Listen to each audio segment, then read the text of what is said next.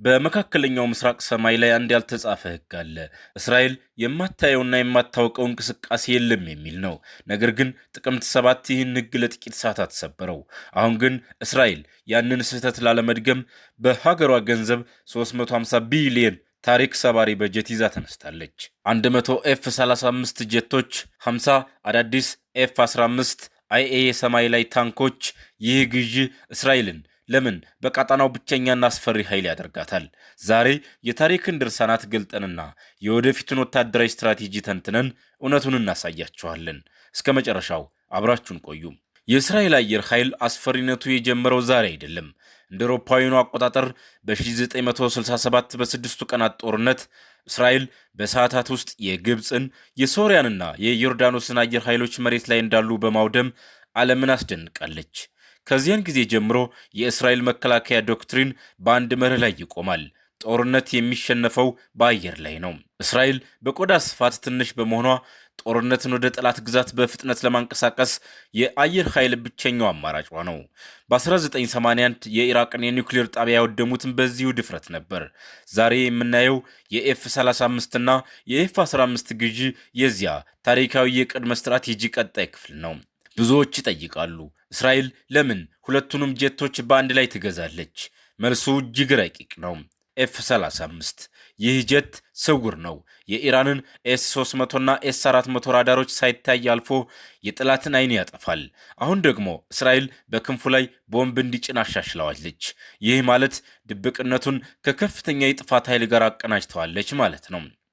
ኤፍ-15 አይኤ ኤፍ-35 መንገዱን ሲያጸዳ ኤፍ-15 አይኤ እንደ ከባድ መዶሻ ይገባል። እጅግ በጣም ብዙ ቶን የሚመዝኑ ቦምቦችን ተሸክሞ የጠላትን ምሽግ ያፈርሳል።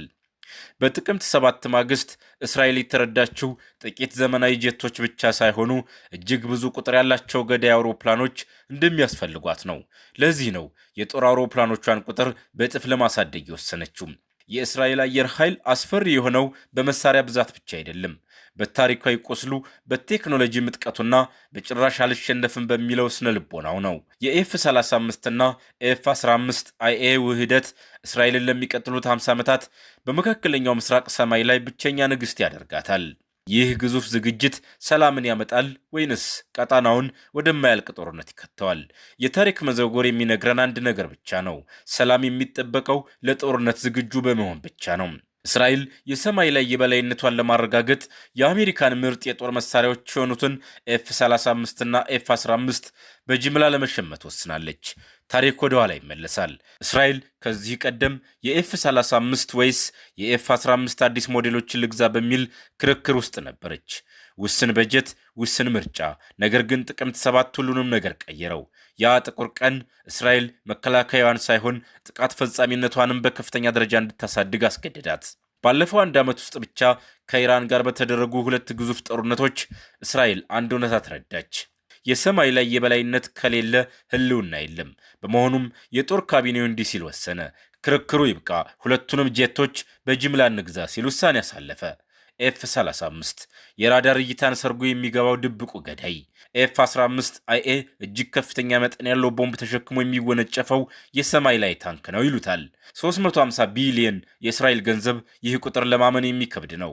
እስራኤል የኤፍ-35 ጀቶቿን ቁጥር ከ50 ወደ 100 ለማሳደግ ወስናለች። ይህ ማለት የዓለምን ዘመናዊ ጀቶች በብዛት ከሚታጠቁት ሀገራት ተርታ ትሰልፋለች ማለት ነው። የመከላከያ ሚኒስትሩ ኢዝራኤል ካትስ እንዳሉት ይህ ግዢ የእስራኤል ጋሻ የተባለው የረጅም ጊዜ እቅድ አካል ነው። ነገር ግን ይህ ጋሻ ብቻ አይደለም፣ ጦርም ጭምር ነው። እስራኤል ኤፍ-35 ጀቶቿን አሻሽላለች። እንደ ቀድሞ በሆዳቸው ብቻ ሳይሆን አሁን በክንፎቻቸው ላይ ግዙፍ የጄዳን ቦምቦቹን መሸከም እንዲችሉ አድርገዋቸዋል። ይህ ማለት የራዳር ድብቅነታቸውንና የጥቃት አቅማቸውን አቀናጅተዋል ማለት ነው። እስራኤል የቴክኖሎጂ ግርማዋን ወደ ህዋ እያሰፋች ነው። አውቶኖመስ ወይም ሰው አልባ በረራዎች፣ ቀጣዩ ትውልድ የመከላከያ ሲስተሞችና የጠፈር የበላይነት። ይህ የጦር መሳሪያ ግዢ ብቻ ሳይሆን እስራኤል ለሚቀጥሉት 50 ዓመታት በመካከለኛው ምስራቅ የማትደፈረ ኃይል ሆና ለመቀጠል የቆረጠችበት የብረት ኪዳን ምስጢር ነው። ይህ ሁሉ ዝግጅት ለማን ነው? መልሱ ግልጽ ነው። ወደ ቴሄራን ያመለክታል። በሰኔ 2025 እና በ2026 በነበሩት የእስራኤል ኢራን ጦርነቶች ኤፍ-35 ጀቶች የኢራንን ምርጥ የራዳር ሲስተሞች ኤስ-300 አመድ አድርገውታል። አሁን ደግሞ እስራኤል ሩሲያ ለኢራን ትሰጣለች ተብሎ የሚፈራውን ኤስ-400 ራዳር እንኳን ሳይቀር የምታታልልበትን ቴክኖሎጂ ታጥቃለች። በተጨማሪም እስራኤል 4 የቦይንግ ኬሲ 46 ነዳጅ ጫኝ አውሮፕላኖችን እየገዛች ነው። ይህ ምን ማለት እንደሆነ ያውቃሉ? የእስራኤል ጄቶች ሳይታክቱና መሬት ሳይረግጡ እስከ ቴሄራን ድረስ ተጉዘው ጥቃት ፈጽመው እንዲመለሱ የሚያስችል የአየር ላይ ነዳጅ ማደያ ማለት ነው።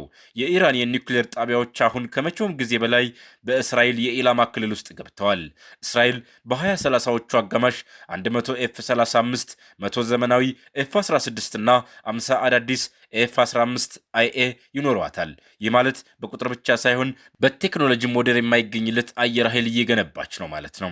የመከላከያ ሚኒስቴር ዳይሬክተር ጄኔራል አሚር ባራም እንዳሉት ይህ እርምጃ የሚቀጥሉት 10 ዓመታት አስቸጋሪ የደህንነት ሁኔታዎችን ለመቋቋም የተወሰነ ወሳኝ ውሳኔ ነው። እስራኤል ራሷን ለመከላከል ብቻ ሳይሆን በቀጣናው የሚነሳውን ማንኛውንም ስጋት በቅጽበት ለመቀልበስ መዘጋጀቷንም ያመለክታል።